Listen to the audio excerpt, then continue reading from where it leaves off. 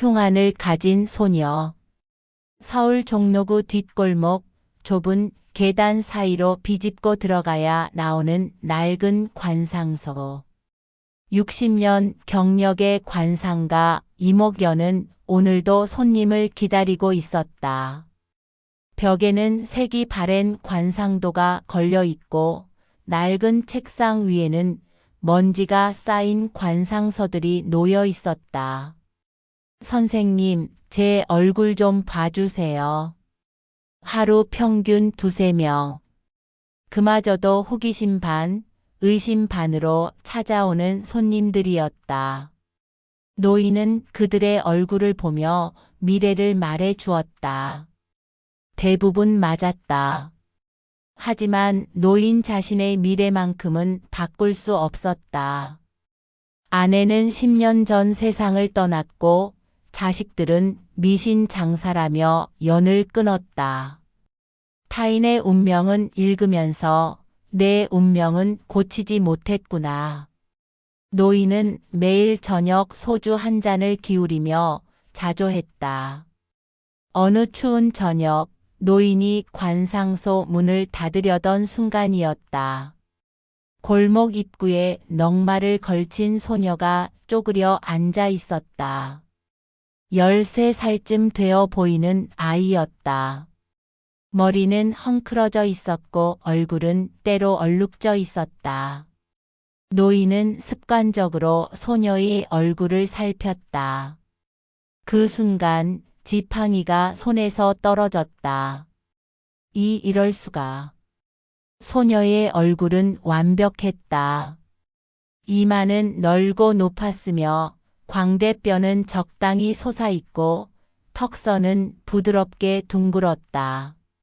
코는 반듯했고 입술은 균형이 잡혀 있었다.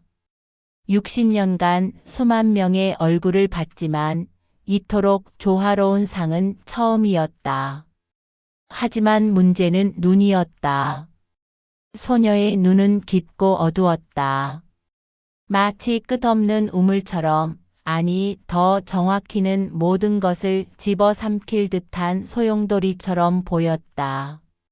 그 눈을 들여다보는 순간 노인은 등골이 서늘해지는 것을 느꼈다. 흑룡의 흉안. 관상서에서 단 한 번 본 적이 있는 상이었다. 책에는 이렇게 적혀 있었다. 흉안을 가진 자는 천하를 뒤흔들 재앙이거나 천하를 구할 영웅이거나 둘 중 하나다. 다만 그 힘을 선한으로 바꾸지 못하면 본인은 물론 주변의 모든 것을 파멸로 이끈다. 노인은 소녀에게 다가갔다. 아가야, 이름이 뭔가? 소녀는 고개를 들었다.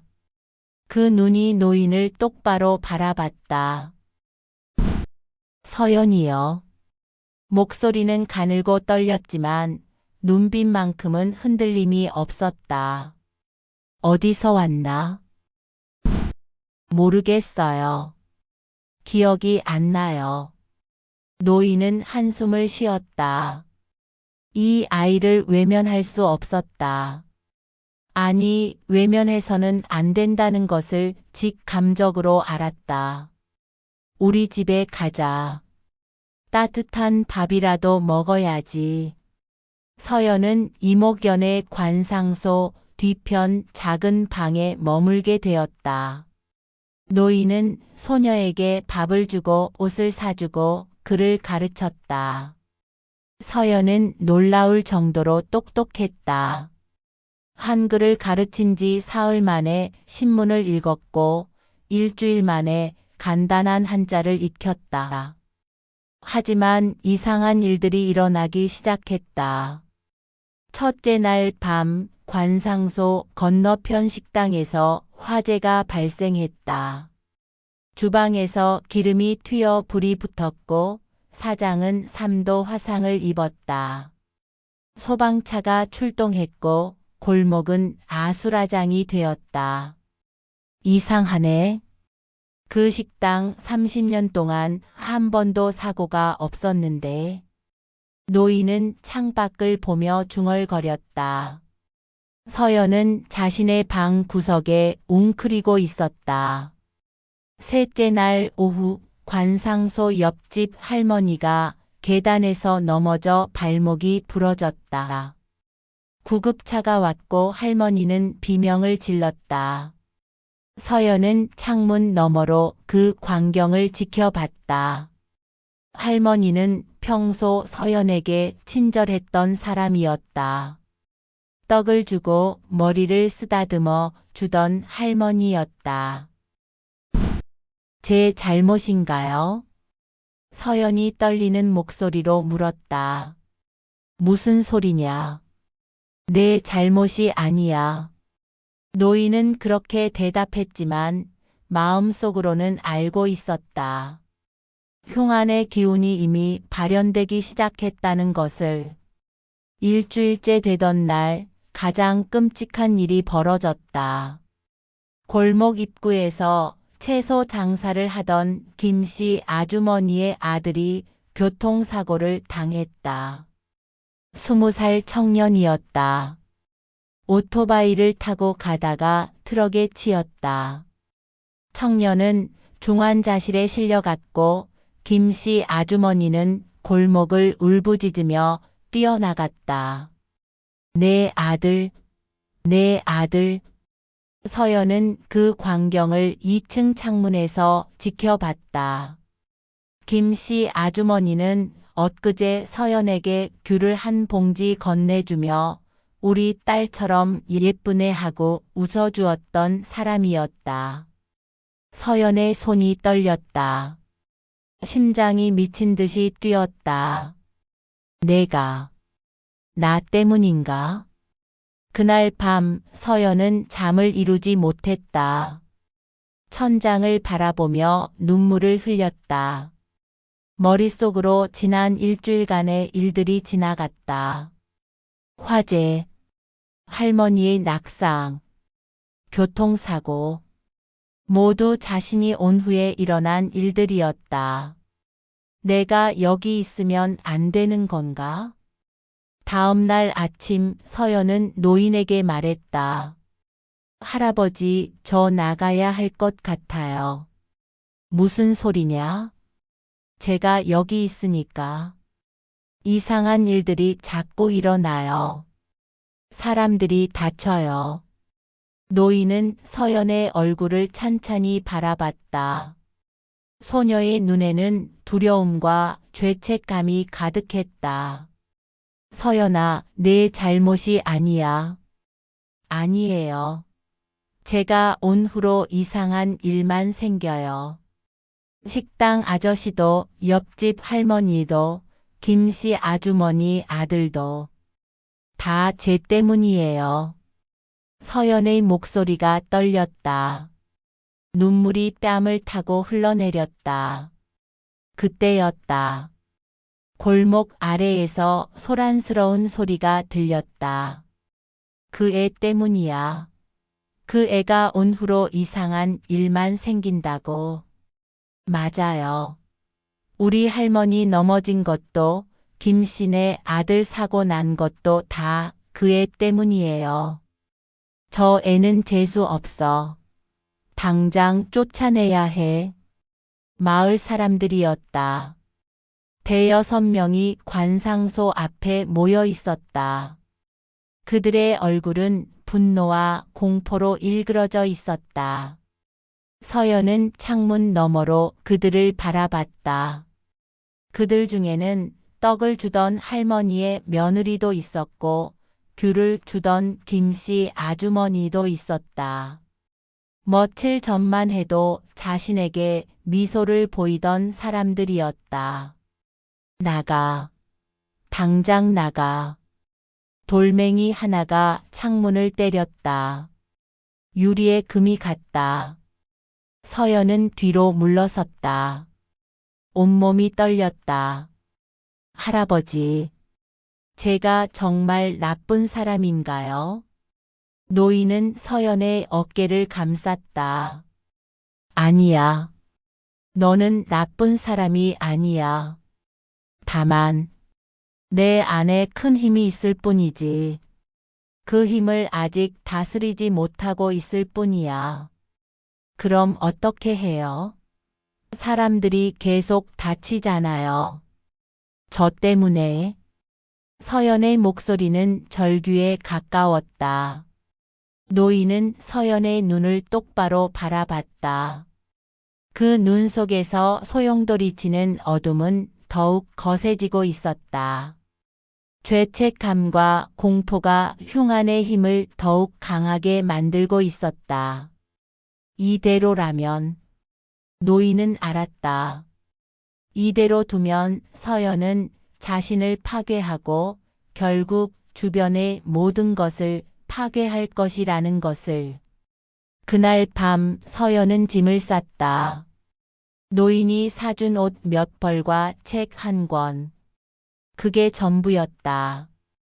그녀는 조용히 방문을 열고 복도로 나왔다. 여기서 나가야 해. 더 이상 할아버지와 이 동네 사람들을 힘들게 할 순 없어. 서연이 현관문 손잡이를 잡는 순간이었다. 어디 가려고? 뒤에서 노인의 목소리가 들렸다. 서연은 돌아봤다.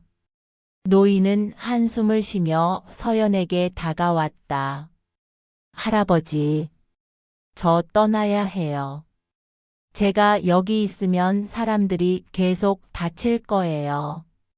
네가 떠나면 해결될까? 모르겠어요. 하지만 적어도 여기 사람들은 안전할 거예요. 노인은 고개를 저었다. 서연아, 네가 도망쳐도 소용없어. 내 안의 힘은 너를 따라다닐 테니까. 내가 어디를 가든 같은 일이 반복될 거야. 서연의 얼굴이 창백해졌다. 그럼 전 어떻게 해야 해요? 노인은 서연의 손을 잡았다. 주름진 손이 떨리는 소녀의 손을 감쌌다. 내 힘을 다스려야 해. 흉안을 선안으로 바꿔야 해.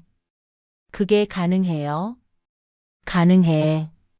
하지만 쉽지 않아.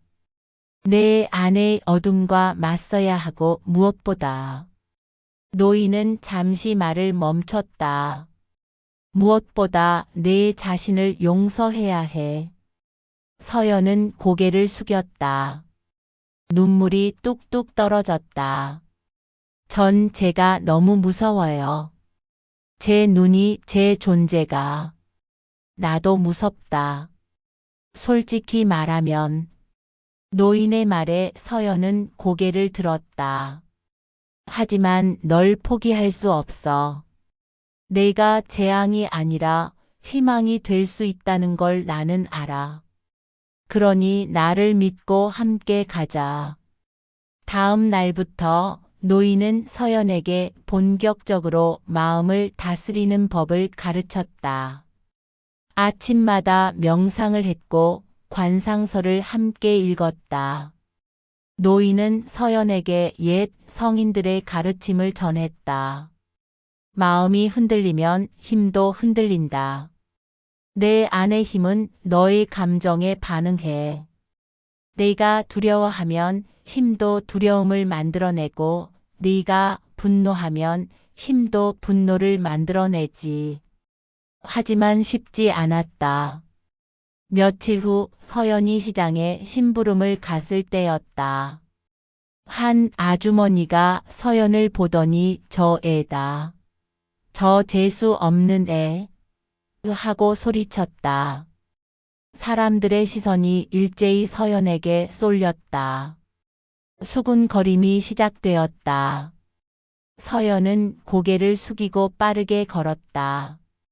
하지만 가슴 속에서 무언가가 끓어오르는 것을 느꼈다. 분노였다. 아니, 그보다 더 깊은 무언가였다. 내가 뭘 잘못했다고. 그 순간 시장 천장의 형광등이 깜빡이기 시작했다. 하나, 둘, 셋. 연쇄적으로 불이 꺼졌다. 시장이 순식간에 어두워졌다. 뭐야, 정전이야? 어머, 무서워. 서연은 자신의 손을 보았다. 손이 떨리고 있었다. 눈 속에서 무언가가 소용돌이치는 것이 느껴졌다. 내가 또?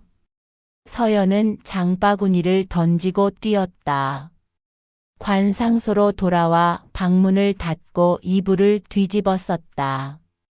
온몸이 떨렸다. 할아버지, 저 또 그랬어요. 제가 화를 내니까 전기가 나갔어요. 노인은 한숨을 쉬었다. 하지만 서연을 꾸짖지 않았다. 서연아, 내 감정을 억누르려고 하지 마라. 그건 해결책이 아니야. 그럼 어떻게 해요? 감정을 느끼되 그것에 휩쓸리지 마라. 네가 화가 나는 건 당연해. 사람들이 널 오해하고 두려워하니까. 하지만 그 화를 다른 방향으로 돌릴 수 있어야 해. 다른 방향이요? 연민이다. 사람들이 널 두려워하는 이유는 네가 무섭기 때문이 아니야. 그들 자신이 두렵기 때문이지. 자신들이 통제할 수 없는 무언가를 마주했을 때 사람들은 공격하거나 도망치거든. 서연은 고개를 끄덕였다. 이해는 되었지만 실천은 어려웠다. 시간이 지날수록 상황은 악화되었다. 서연이 머무른 지 한 달이 되었을 때 골목에는 또 다른 사고가 발생했다. 수도관이 터져 지하실이 침수되었고 세 가구가 피해를 입었다. 마을 사람들은 이제 노골적으로 적대감을 드러냈다. 이 노인네가 왜 저 애를 계속 데리고 있는 거야? 우리가 뭔 죄라고 이런 고생을 해야 하나? 어느 날 저녁 마을 대표들이 관상소를 찾아왔다. 5명의 중년 남녀였다. 이 선생님, 이제 더 이상 못 참겠습니다. 무슨 말씀이십니까? 저 아이를 내보내세요. 우리 마을이 저 애 때문에 난리가 났어요. 서연이는 아무 잘못이 없습니다. 잘못이 없다고요? 저 애가 온 후로 사고가 얼마나 많이 일어났는지 아세요? 우리 마을이 평화로웠는데 저 애 때문에. 서연은 방 안에서 그들의 대화를 들었다. 가슴이 찢어지는 것 같았다. 손톱이 손바닥에 파고들도록 주먹을 쥐었다. 내가 정말 저 사람들에게 재앙이구나. 그날 밤 서연은 악몽을 꾸었다. 꿈속에서 골목의 모든 집이 불타고 있었다. 사람들이 비명을 지르며 뛰어다녔다. 그리고 그 중심에 서연이 서 있었다.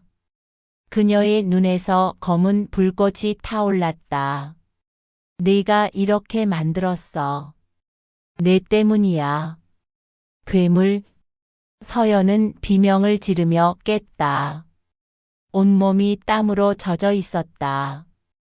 다음 날 아침 서연은 결심했다. 더 이상 참을 수 없었다.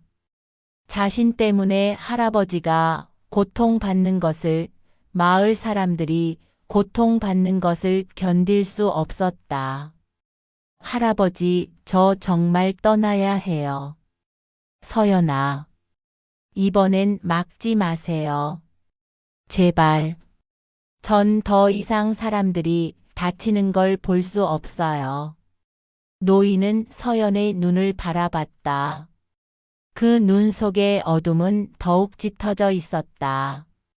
죄책감이 흉안의 힘을 더욱 강하게 만들고 있었다. 서연아, 네가 떠나는 건 해결책이 아니야. 오히려 더 위험해질 수 있어. 그럼 어떡해요? 전 어떻게 해야 해요?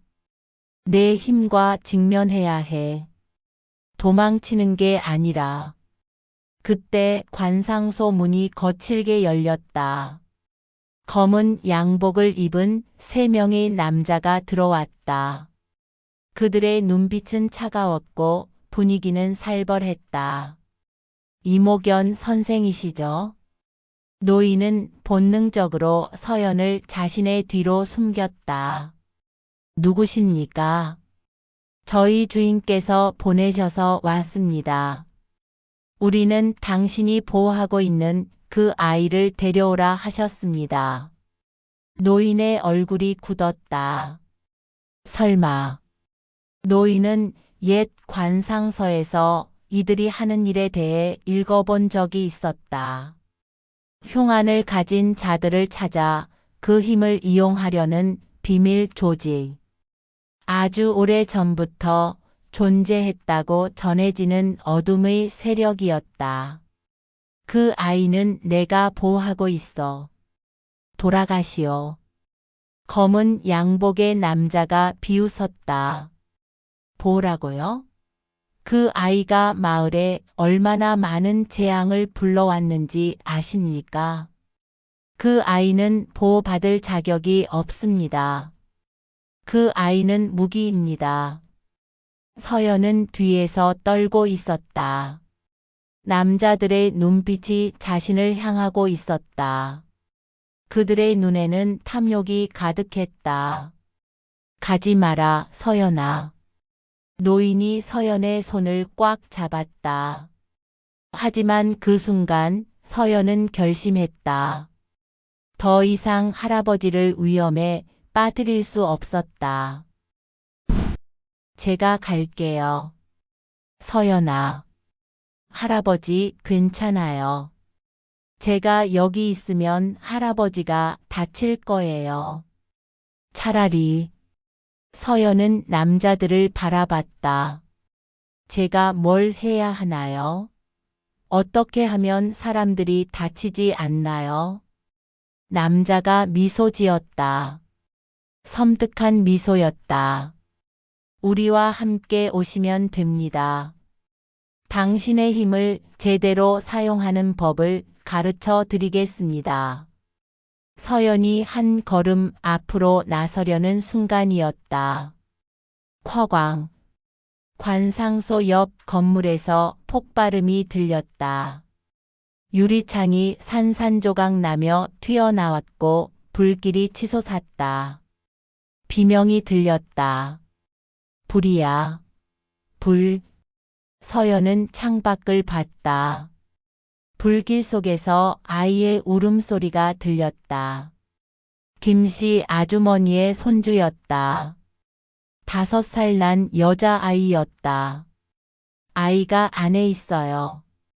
마을 사람들이 소리쳤지만 아무도 불 속으로 들어가지 못했다. 서연의 몸이 저절로 움직였다. 서연아. 안 돼. 노인의 말을 뒤로 하고 서연은 관상소를 박차고 나갔다. 불타는 건물로 달려갔다. 서연은 불길을 뚫고 건물 안으로 들어갔다. 뜨거운 열기가 살을 태웠다. 연기가 폐를 찔렀다. 하지만 멈출 수 없었다. 아이가 죽어가고 있어. 내가 구해야 해. 서연은 울음소리가 들리는 쪽으로 기어갔다. 연기 속에서 작은 아이가 웅크리고 있었다. 얼굴은 눈물과 그름으로 범벅이었다. 괜찮아. 내가 왔어. 서연은 아이를 안았다. 그 순간 무언가가 서연의 마음속에서 폭발했다. 죄책감이 아니었다. 두려움도 아니었다. 연민이었다. 이 작은 생명을 지키고 싶다는 절실한 마음이었다. 서연의 눈에서 빛이 나왔다. 검은 빛이 아니었다. 희미하지만 따뜻한 금빛 빛이었다. 불길이 서연을 비켜갔다. 떨어지려던 천장 기둥이 멈췄다. 마치 시간이 정지한 것처럼 모든 것이 느려졌다. 서연은 아이를 안고 건물을 빠져나왔다. 밖에는 마을 사람들이 모여 있었다. 그들은 서연을 보고 입을 벌렸다. 서연의 눈에서 나오는 금빛 빛을 보았기 때문이었다. 은화야, 은화. 김씨 아주머니가 달려와 아이를 받아 안았다. 아이는 울고 있었지만 다친 곳은 없었다. 김씨 아주머니는 서연을 보았다. 눈물이 흘렀다. 고마워요. 당신이 우리 은화를 구했어요. 서연은 비틀거렸다. 힘이 빠져나가는 것 같았다. 노인이 달려와 서연을 부축했다. 잘했다, 서연아. 정말 잘했어. 하지만 그 순간 검은 양복의 남자들이 다가왔다. 흥미롭군요. 흉안이 잠깐 선안으로 변했습니다. 하지만 완전하지 않아요. 이 정도로는 부족합니다. 검은 양복의 남자들이 서연에게 달려들었지만 노인은 온몸으로 그녀를 가로막았습니다. 노인의 눈은 흉안을 선안으로 바꾸기 위해 자신의 운명을 걸었던 지난 한 달의 노력을 기억하고 있었다. 내 힘은 탐욕을 위한 도구가 아니야. 노인이 외쳤다. 바로 그때 그들의 주인이라고 불리는 이가 나타나 노인을 비웃으며 서연에게 속삭였다. 저 노인이 내 힘을 억누르고 있다. 내가 겪은 모든 불행은 내가 이 힘을 거부했기 때문이야. 내 힘으로 저들을 벌하고 천하를 가져라. 그 말은 서연의 마음 깊은 곳에 남은 분노와 죄책감을 다시 건드렸다. 그녀의 눈 속에서 금빛과 검은 소용돌이가 격렬하게 충돌했다. 하지만 서연은 방금 구한 아이의 체온과 아주머니의 간절한 눈빛을 떠올렸다. 아니, 내가 원하는 건 파괴가 아니야. 사람들을 지키는 거야.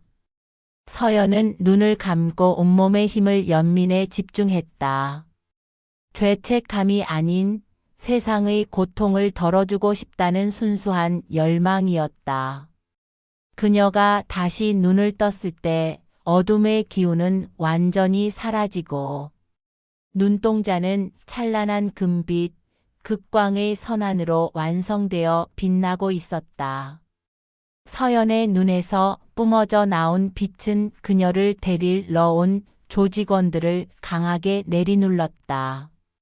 그들은 자신들의 탐욕이 들여다보이는 듯한 압도적인 빛 앞에서 비명을 지르며 흩어졌고 주인이란 자는 그녀에게 저주를 퍼부었으나 결국 그림자처럼 사라졌다. 서연의 힘은 재앙을 만들지 않고 악의 근원만을 무력화시켰다. 모든 소동이 끝난 후 노인은 땀에 젖은 서연을 안아주었다. 이제야 내 운명을 네가 선택했구나. 장하다, 서연아. 서연은 더 이상 두려움에 떨지 않았다.